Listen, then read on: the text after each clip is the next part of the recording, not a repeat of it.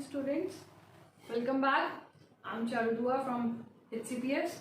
So अभी तक बच्चे कंटिन्यूएशन में हमने टॉपिक्स कर लिए हैं and a very important thing which I have shared in the yesterday live class also, everybody needs to be present and share your regular assignments, share your regular notes which is of prior importance, as we have to going to save your documents, save your assignments for the proper record, that as when required by the CBSE, then we will able to share that, because this time internals maybe will take a great importance above your externals.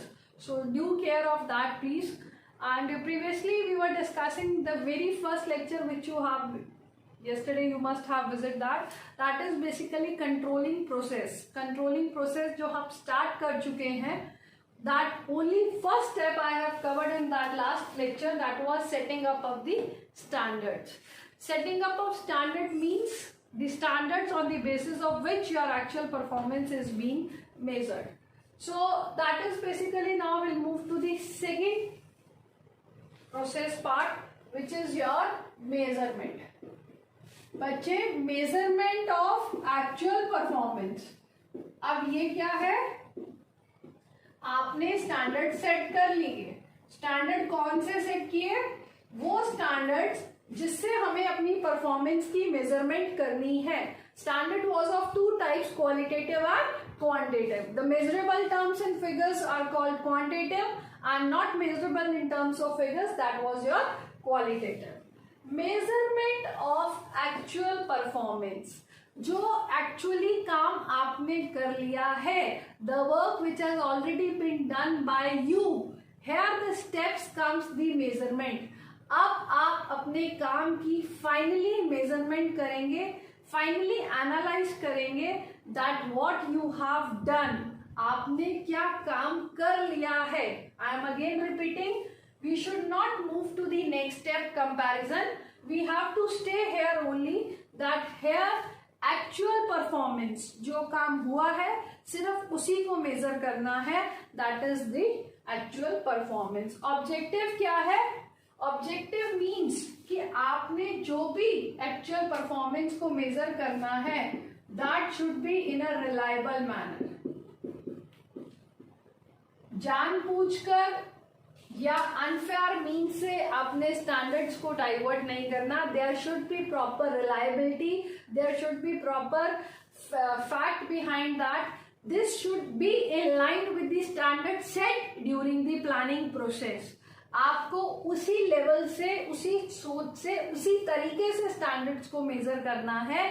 जो criteria, जो base, जो assumptions आपने planning के time में standards को set करा था, only that way you have to measure your actual performance. You should not take change, you should not change, you should not manipulate any such changes. आप अपने आप से परफॉर्मेंस मेजर करते हुए कोई चेंजेस को नहीं ला सकते हो. The way you have set the standards, again take this into consideration, the way you have set the standards, in the same manner the actual performance will be measured.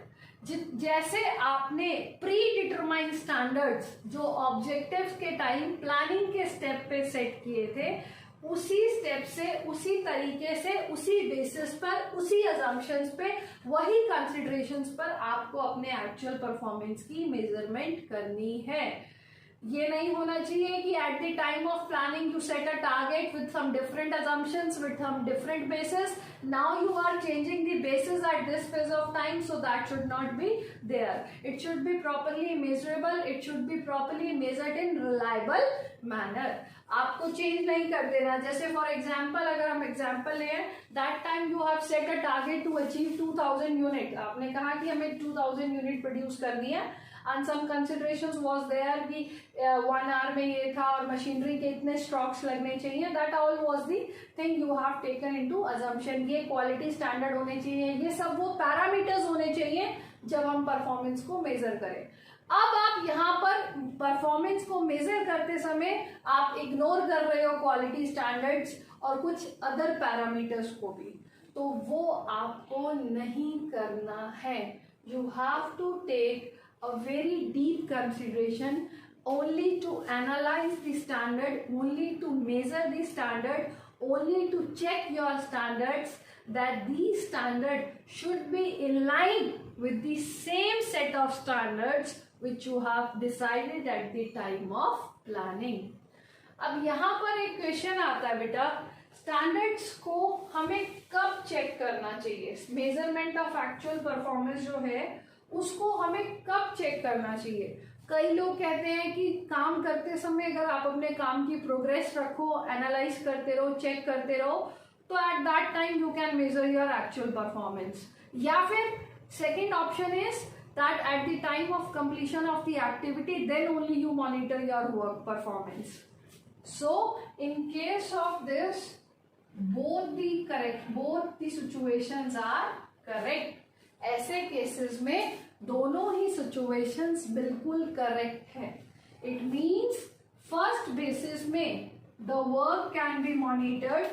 आप अपने काम को work can be monitored at the time of progress. जब आप काम कर रहे होते हो, काम के साथ साथ आप अपने काम की मॉनिटरिंग कर सकते हो. That is work can be monitored. So it would be considered as important and can be done. ऐसा करने से क्या बेनिफिट मिलेगा? अगर आप काम को साथ करते करते अपनी एक्चुअल परफॉर्मेंस को मेजर करते हो, so at that particular time if you are finding out, अगर आपको कोई नेगेटिव डाइवर्शन मिलता है, कोई नेगेटिविटी दिखाई देती है, या आप अपने एक्चुअल स्टैंडर्ड से पीछे हट रहे हैं, there is some causes, there is some reasons you are been finding out at that moment, you can easily correct. आप उसी टाइम नेसेसरी करेक्टिव एक्शन को लेकर अपने स्टैंडर्ड्स को करेक्ट कर सकते हो. ऐसा नहीं होना चाहिए बेटा. कई बार अगर हम काम को चेक ही ना करें और काम सोचे सीधा एंड में एक्टिविटी में चेक करें, so at that particular time it may lead to some troubles. Because I tell you, in the companies, in the organisation, जो आपका प्रोडक्शन प्रोसेस होता है उसमें हर एक प्रोसेस के बाद कंपनी जरूर एक्टिविटी को नजर में रखती है, काम को चेक करती है. बिकॉज अगर आप सोचो कि आपको एक marker, let's take an example, you have to produce, you have to manufacture this marker and you will be thinking that after the complete assembly हम इसका काम को चेक करेंगे, so maybe you will get a some trouble. हो सकता है उसके बाद ये पार्ट वैसा ना बने जैसा आपने सोचा हो, मार्कर वैसा ना तैयार हो. So at every step of movement, कई बार एक ऑर्गेनाइजेशन में मैं आपको बताऊं, प्रोडक्शन यूनिट्स में ऐसा होता है, जो पार्ट, कोई भी एक पर्टिकुलर पार्ट जो मल्टीपल प्रोसेसेस से गुजरता है, उसके हर प्रोसेस के बाद उसकी मॉनिटरिंग की जाती है कि if there is something negative, if you are finding the part is not up to the quality standards, the part is not up to the defined parameters, so at that particular phase only we can rectify it, we can correct, so that we could able to achieve the proper results. So that is the first way in which the performance can be measured. Second factor है बेटा हमारा, after the completion of an activity, उसके बाद हम क्या करते हैं, अपनी एक्टिविटी की कंप्लीशन के बाद ही हम अपने काम को मॉनिटर करेंगे, हम अपने काम की मेजरमेंट करेंगे. This is somehow refer to some different cases जहां पर इन बिटवीन एवेल्युएशन या एनालिसिस या मॉनिटरिंग की जरूरत नहीं होती. Sometimes we will definitely, for example अगर आप सेल्स की बात करें तो कई बार हम कहते हैं कि ठीक है, हम लोगों को इतना सेल्स टारगेट अचीव करना है कि हमें 2000 प्रोडक्ट्स जो है we have to sold it out in a period of 1 month only. Very short span of time is there. In that particular case, you can simply check the results after completion of your 1 month. So that is in both the situations, the measurement of actual performance is possible. It can be possible at the time of work, when the activity, when the part is under process, during progress. The reason behind is कि आपके अगर कोई negative implications हैं, कोई reasons, कोई causes, कोई negativity दिख रही है, at that phase only you can rectify it. I hope this is clear. और दूसरा, after the completion of your activity, जब कोई काम आपका खत्म हो जाता है, उस टाइम के बाद आप अपनी एक्टिविटी को वाइंड अप कर सकते हैं. So this is your second step, measurement of actual performance. ये पर्टिकुलर स्टेप बहुत सिंपल है, बहुत ज्यादा डीप नहीं है. जैसे हमने फर्स्ट पॉइंट कंसीडर किया था, अब उसी तरीके से आपका थर्ड पॉइंट जो है वो बहुत इंपॉर्टेंट है. वेकअप, सब बच्चे जागो, सोओगे नहीं, सुनोगे ध्यान से बिल्कुल. बच्चे बहुत प्यारे होते हैं. Next, third is comparison. Now this is a important step for you. Controlling का बेस, कंपैरिजन ऑफ एक्चुअल. जितनी देर मैं लिख रही हूँ उतनी देर आप ब्रेक है. बहुत सारे बच्चे क्लास में भी मैम ने बोर्ड पर मुंह किया और कुछ ना कुछ शरारते शुरू. I remember because I am missing you lot. बहुत सारे बच्चों को हम मिस कर रहे हैं. मुझे याद भी आ रहा है कुछ शरारती बच्चे क्लास में खाने की भी कोशिश करते हैं. So we are missing that greeting moments. somehow these are the memories. हमें भी अच्छा लगता था स्कूल में आना, एकदम सबसे मिलना, बात करना. But hope for the best, very soon we will meet together. अब तो सबको एक एक्सपेक्टेशन सी हो गई है that vaccination is going to be very soon in the market, so we all will be a safe. We hope that everything should go fine. And हम लोग बच्चे, पता क्या सबसे जरूरी पार्ट जो मुझे लगता है ना, बच्चे सबसे ज्यादा सफर कर रहे हैं. Because even my kids also sitting at home completely, not even you are allowed to step out of the house for anything. So some frustrations are there. चलो, but we have to keep consistency. हमें अपना काम को नहीं रोकना है and we have to be in touch with your studies. चलो, अब बातें खत्म, वापस आ जाओ. Comparison of your actual performance with the desired. अब हमें अपनी एक्चुअल परफॉर्मेंस को कंपेयर करना है डिजायर्ड से. देखो बेटा, कंट्रोलिंग का जो प्रोसेस है वो स्टेप बाय स्टेप है. Initially it was just setting up of standard, nothing else. Second was just measurement, no comparison, only the work done is been measured, nothing else. Now comes the comparison and we will going to explain you this through a diagram. Look at here. This is your 10 units. Okay. How to comparison? You have to compare. There is 3 things in this particular step which you need to consideration. 10 units was your standard unit. ये वो unit है जो organisation ने fix कर रखी है and it is a standard unit कि आप सबको 10 यूनिट्स तो प्रोड्यूस करनी ही करनी है. Okay, so what happens, at one time we got 8 unit produced, at second level we got 10 unit produced, and the third we got with the 12 unit produced. Now here comes the question, what actually the comparison means. Comparison means, now this is your actual. आपने ये actual produce कर लिया है. One time we produced 8 unit, we produced 10 and we produced the 12 unit. This was your standard and this was your actual. Now what happens? Comparison means आपको ये देखना है कि आपने जितना स्टैंडर्ड यूनिट फिक्स किया था, क्या आपने उसको उतना अचीव किया है या नहीं किया है. तो यहाँ पर आपके 2 इम्पॉर्टेंट एस्पेक्ट है, 3 important aspect, but 0 is nothing been considered. So 2 very important aspect जिस पे आपको ध्यान देना है कि आपने 10 यूनिट का स्टैंडर्ड टारगेट रखा, 8 यूनिट जब आपने प्रोड्यूस करी, it means there is some deviation. Deviation again means कुछ ना, deviation means again there is some reason that why you have produced the 8 units, not the 10 units.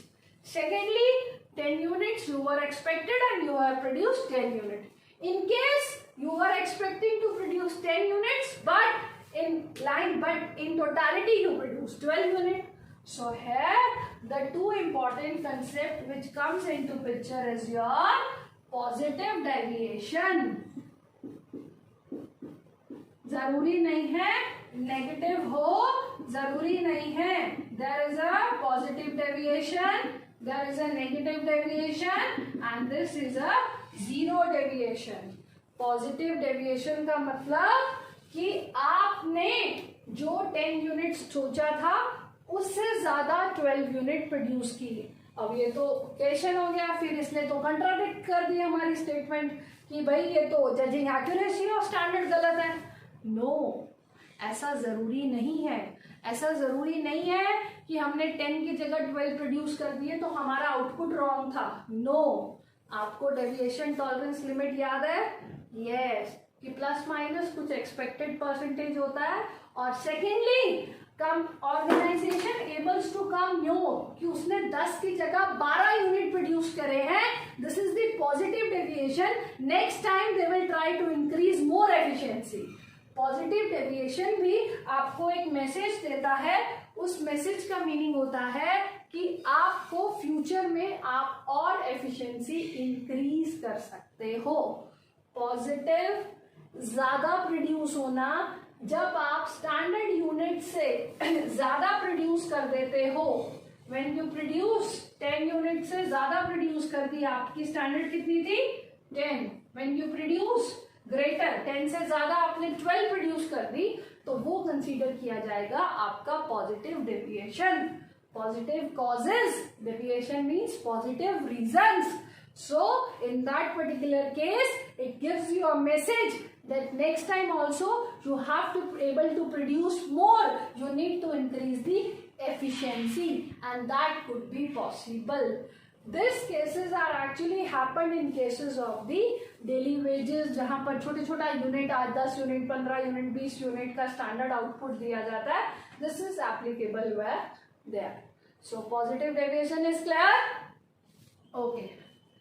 सबको पीछे तक क्लियर हो गया सबको? Okay. Now 10 units is equals to 10 unit. There is a no deviation, everything is perfect. You are expecting 10, you produce 10, perfect, no issues in that. Now come to the negative. अब हमारा purpose ही main यही होता है, when you produce lesser than desired. आपने standard unit थी 10, but actually you produced 8 unit. In that particular case, there is a problem which is called as negative deviation. Negative deviation का मतलब negative causes क्या है उसको find out करो, उसका necessary corrective action low. That will be done into the next step. So this is negative deviation means when your actual performance is lesser than your desired unit, that is your negative deviation. When you produce standard is equal to desired only, actual is equal to desired, then you have zero deviation. And when you produce actual more than your desired standard, in that cause it is called as positive deviation. आपको ये तीनों चीजें हर एक step के अंदर, controlling के अंदर इसी तरीके से मिलेगा. जैसे पहले सेटिंग स्टैंडर्ड में आपको क्वालिटेटिव, क्वांटिटेटिव दिखा. इससे पहले जो भी हमने डिस्कस किया मेजरमेंट, वहां पर आपको 2 तरीके बताए गए परफॉर्मेंस कब मेजर होना है. So in this particular case, comparison of actual versus desired में you need to analyze, you need to this particular explain this point with the help of any example, that there are 2 types of deviation. One is positive and another is negative. I am again repeating because फिर बाद में बच्चों को confusion ना हो. Again listen very carefully. Positive जब हमारा actual हमारे स्टैंडर्ड से भी ज्यादा प्रोड्यूस हो जाता है उसको हम पॉजिटिव डेविएशन करते हैं। पॉजिटिविटी को हमने गलत फॉर्म में नहीं लेना। It means it is giving a message that we need to increase more efficiency and we can able to produce much in the future also. Secondly, in case of negative deviation, when you are producing lesser than your desired standard, in that particular case, definitely you have to come up with the causes, the reasons that why we have produced lesser than the expected standards. And zero deviation is as per expected, you produce that much. This is your comparison of your actual with the desired one. I hope this is too clear everyone. Okay? आप इसको नीचे explain करने के लिए इस तरीके से diagram बनाकर नीचे लिख सकते हो that there are two ways of explaining this. One is positive and other is negative. So your two more, particularly 1, 2 and 3 steps are covered. By 4th and 5th will be covered in the next lecture and that will be the end of your chapter. जितना controlling का process देखने में लगता है, आपकी book के 3 to 4 pages they have covered with the process, और ऐसा प्रोसेस किसी भी टॉपिक में नहीं है, किसी भी फंक्शन ऑफ मैनेजमेंट में नहीं है. It is somehow quite practical area where the controlling is being reviewed. So please do it properly, revise it properly. If you face any problem, any doubt, any particular diagram, do call me and do come to the classes. It is very important, and start making your notes together. Okay? Thank you.